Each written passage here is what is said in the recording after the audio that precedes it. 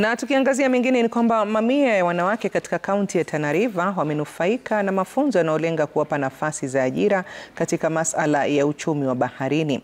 Haya yanajiri baada ya uzinduzi wa mpango wa mradi wa Bluebees unaodhaminiwa na wawekezaji kwa ushirikiano na shirika la Pamoja Pwani Network.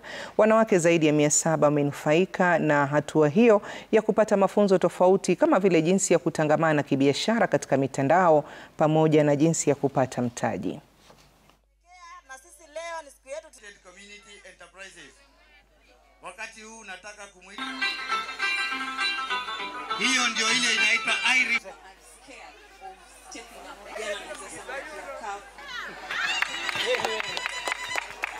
Kama KCCBO in collaboration with TechnoServe, enhancing the woman's voice and leadership is key to ensuring that huyu mwanamke ameweza kupata sauti na ameweza kujizungumzia yeye mwenyewe na ameweza kukua economically empowered.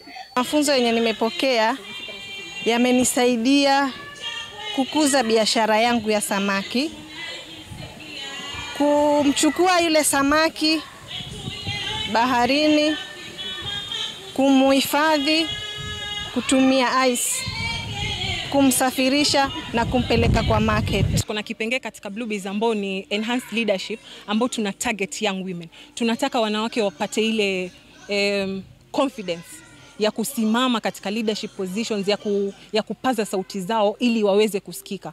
Kwa sababu ni biashara zao ambazo zinahamasishwa, kwa hivyo tunataka sauti zao pia ziweze kusikika.